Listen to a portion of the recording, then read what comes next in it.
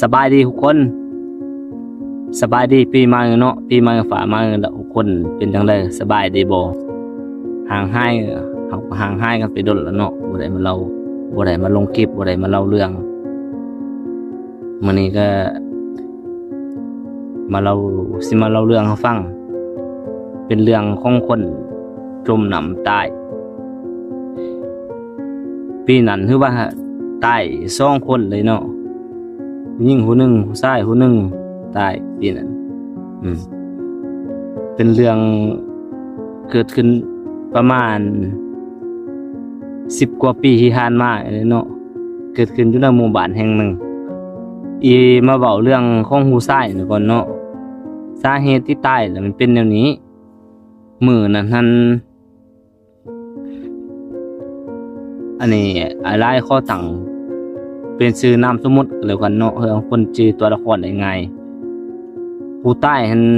หลายซื่อๆเขาดำส่วนหมู่ของผู้ใต้หันมันชื่อกินหน่อยเนาะมื้อนั้นเฮากินหน่อยนี่ได้ไปส่วนเฮาดำนี่ไปอาบน้ำอยู่น้ำห้วยน้ำเซ่แหละก็ไป2 คนไปนำกัน2 คนเขาดำในร้อยน้ำบ่เป็นก็เด้อจนร่อนไปนำไปล้อมจนร่อนแล้วเขาใส่น้ำไปกินเด้ทุกอันใส่น้ำได้5 ลิตรนี่ก็เอาไปนำ5 ลิตรก็100 ลิตร100อยู่ตามแคมฟัง100 ลิตรอยู่บนตื่น100 ลิตรไปลิตรมาหม้อหาวขี้หน่อยให้100ไปลิตรครึ่งบนน้ำเล็กบนน้ำลึกหม้อขี้หน่อยลอยไปลอยมาลิ้นเมื่อยหรอเอื่นเอาเฮาดำนี่ไปลิ้นน้ำไปลิ้นอยู่บนลึกหัวหน้าก็เฮาดำก็เอาแกลลอนนี่หาสนะอึกเอาก็กดลอยไปหาหมู่นะไปก็ลิ้นไปลิ้นมาเฮาดำเฮาขี้หน่อยนี่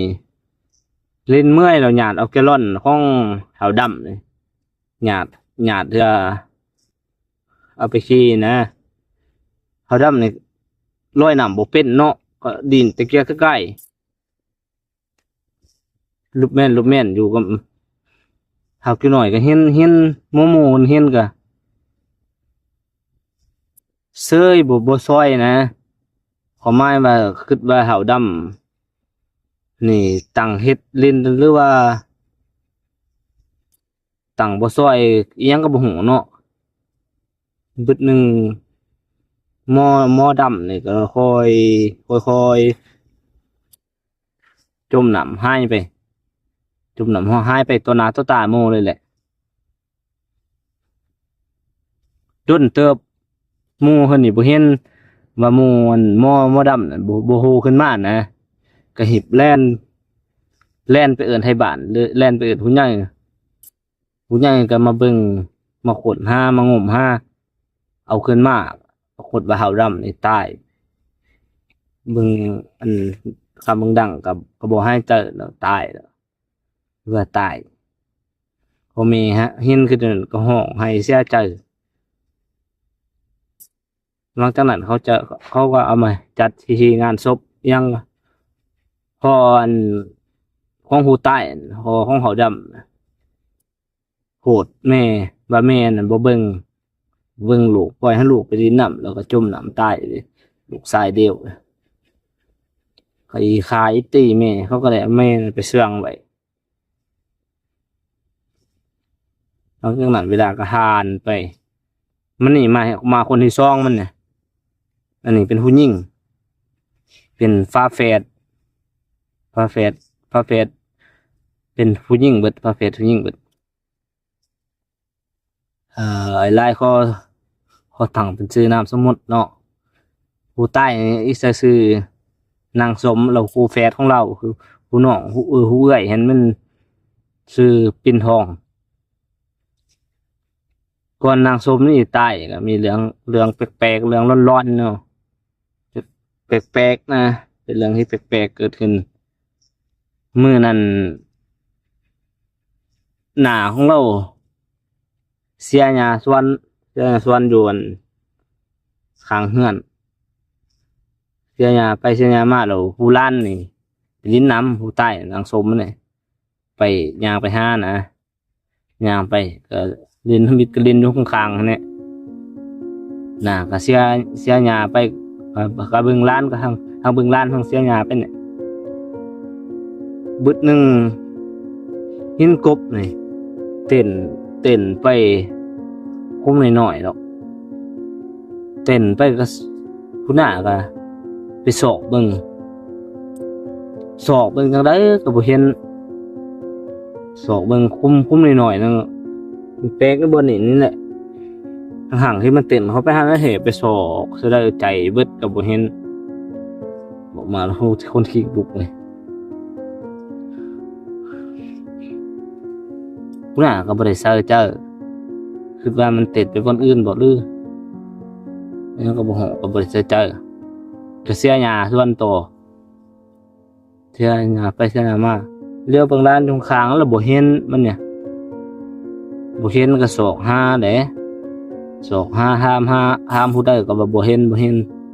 เลาะหาหมดบ้านก็ว่าบ่มีใครเห็นเขาก็สันนิษฐานสงสัยว่าแม่นเด็กน้อยผู้นั้นต้องแม่นไป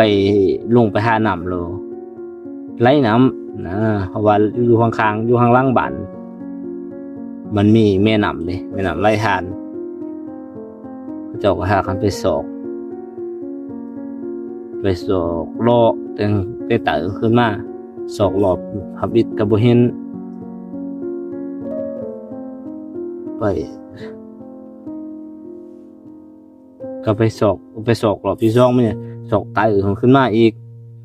มาเห็นมาแล้วก็เห็นโหขึ้นอยู่ไตหุ่นเล็กน้อยมันตายแต่มันฟูขึ้นมาเด้คนมันตายแต่มันฟูขึ้นมาโหอยู่วังไตบ้านวังง่าแหละเวิร์นมันก็เบิดไล่อยู่พ่อแม่เขาก็เอาขึ้นมาเล็กน้อยตายวีซองพ่อแม่น่ะถือว่าเป็นลมเลยเสียใจอะไรที่ลูกตายเขาก็เชื่อว่ามีแนวหาไปมีแนวเอาไปไทยบ้านเขาก็เชื่อว่าเป็นพญานาคเอาไประวังว่าตายแบบนั้น2 คนเลยเด้ห่างกันก็ประมาณ 4-5 เดือนแต่ผู้ชายตายก่อนแล้วก็มาหาผู้หญิงหั่นเขาก็เชื่อว่าเป็นพญานาคเอา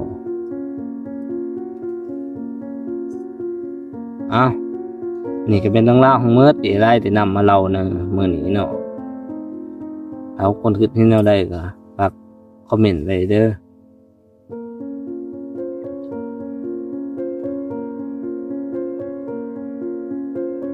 ขอคนนอนหลับฝันดี